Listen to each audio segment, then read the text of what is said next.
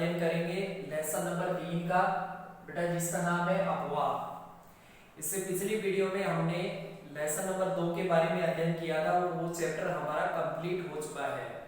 उसके जो क्वेश्चन है वो आपको एक पीडीएफ के माध्यम से सेंड कर दिए जाएंगे, तो उनको अपनी HW की जो कॉपी है उसके अंदर नोट करें।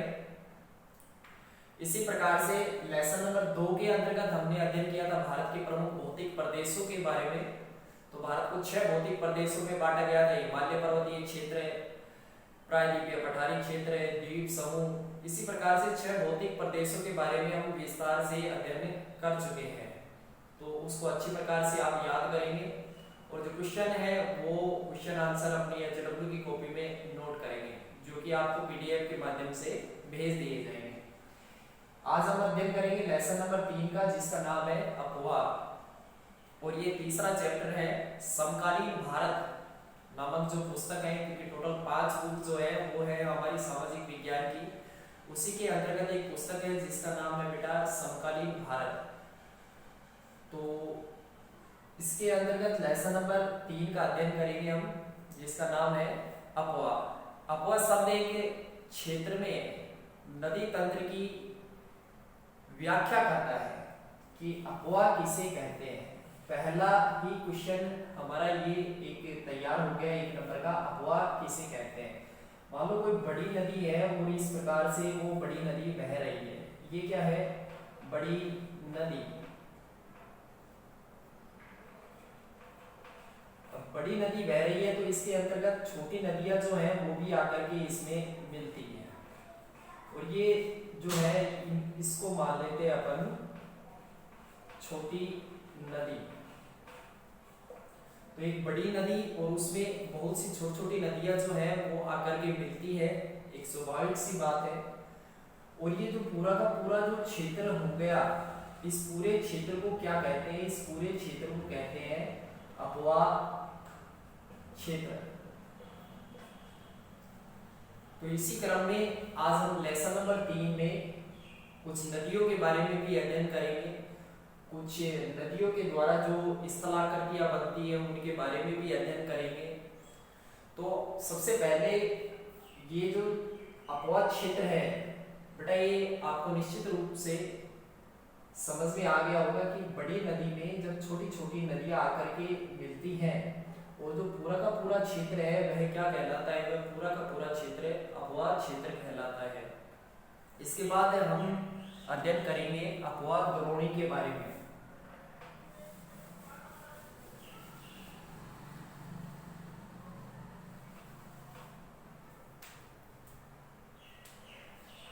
अगला पॉइंट है हमारा अपवाह द्रोणी।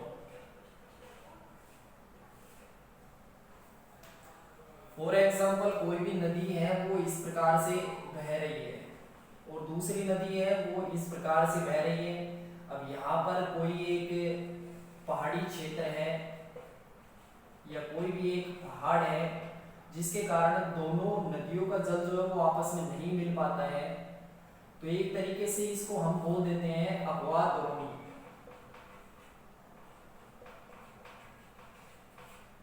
या इसको हम जल विभाजक रेखा भी कह देते हैं।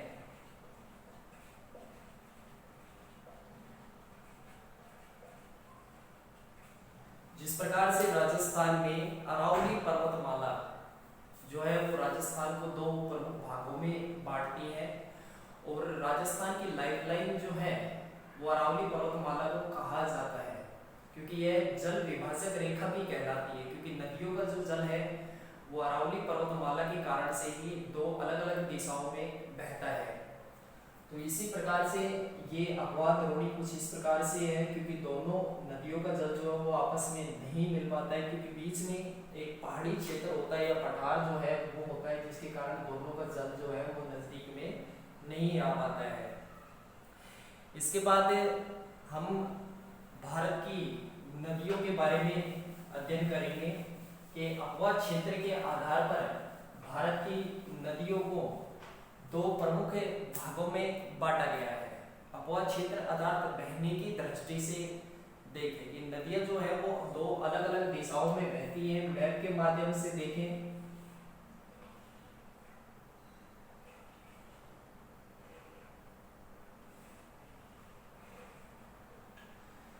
तो ये जो हिमालय पर्वतीय क्षेत्र है यहाँ से कुछ नदियां निकल करके कुछ इस प्रकार से बहती है।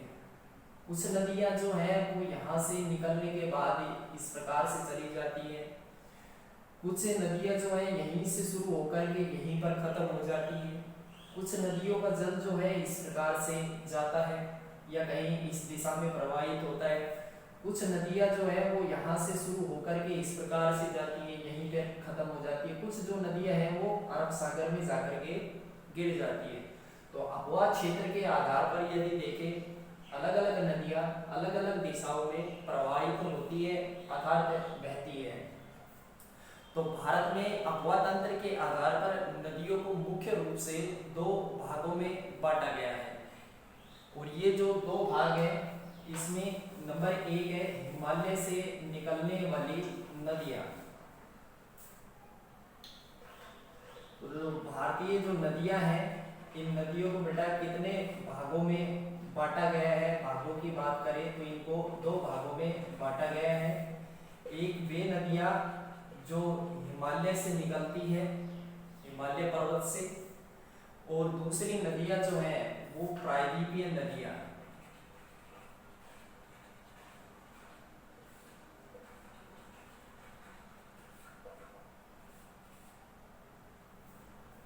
तो इन दोनों नदियों के बारे में के जो दो मुख्य भाग है एक हिमालय से निकलने वाली नदियां और एक प्रायद्वीपीय नदियां, इनके बारे में हम कल के वीडियो में विस्तृत रूप से चर्चा करेंगे। हमारा टॉपिक ही यही रहेगा कल, एक हिमालय से निकलने वाली प्रमुख नदियां तथा दूसरा प्रायद्वीपीय नदियां। तो बेटा जो भी आपको रोज रेगुलर रूप से अध्ययन कराया जा रहा है उसको HW की कॉपी में आप नोट लगातार करते रहें, क्योंकि कोरोना जो है वो एक व्यापक रूप से फैल रहा है और पता नहीं है कि कब तक ये जो है चलता रहेगा। अपनी पढ़ाई जो है उसमें कोई भी व्यवधान नहीं होना चाहिए। तो आप ये जो भी काम बताया जाए आपको वो अपने HW के रजिस्टर में नोट करें और साथ साथ इसको याद भी करें। कोई भी समस्या हो उससे हमें अवगत जरूर कराएं, हमें जरूर बताएं। यदि कोई क्वेश्चन नहीं आ रहा है, कोई आंसर नहीं मिल रहा है, कहीं पर किसी वीडियो में समझाने के बाद भी कोई चीज़ समझ में नहीं आ रही है तो निश्चित रूप से आप कमेंट करें, अगले वीडियो में वो उसका समाधान जो है वो जरूर किया जाएगा। तो लेसन नंबर 3 के अंतर्गत आज हमने केवल इतना ही अध्ययन किया है। पहला, अबवा क्षेत्र के नदी जितने भी क्षेत्र में बहती है वही क्या कहलाता है, अबवा क्षेत्र। तो एक जो बड़ी नदी है, बड़ी नदी में अनेक छोटी छोटी नदियां जो हैं वो आकर के मिलती हैं और वो पूरा का पूरा क्षेत्र जो है वो क्या कहलाता है, अबवा क्षेत्र है। इसी प्रकार से अबवा द्रोणी तो एक नदी तंत्र के द्वारा या एक अबवा क्षेत्र के द्वारा, एक नदी तंत्र के द्वारा जिस क्षेत्र का जल प्रवाहित होता है, जिस क्षेत्र का जल बहता है वही क्या कहलाता है, अबवा द्रोणी।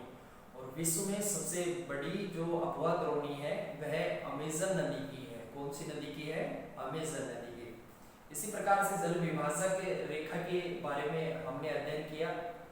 जल विभाजक रेखा के दो अबवा क्षेत्र के मध्य उच्च भूमि, यह पहाड़ी भूमि भी हो सकती है और पठारी भूमि भी, जो जल को दो बराबर भागों में बांटने का कार्य करती हो उसे क्या कहते हैं, उसे कहते हैं जल विभाजक रेखा। जैसे कि राजस्थान में जल विभाजक रेखा किसे कहते हैं, अरावली पर्वतमाला को। इसके बाद हमने अबवा क्षेत्र के आधार पर भारतीय नदियों को दो भागों में बांटा, मुख्य रूप से एक हिमालय से निकलने वाली नदियां तथा दूसरा प्रायद्वीपीय नदियां। तो बेटा आज केवल इतना ही अध्ययन करेंगे, कल इन दोनों प्रकार की नदियों के बारे में विस्तार से चर्चा करेंगे। धन्यवाद।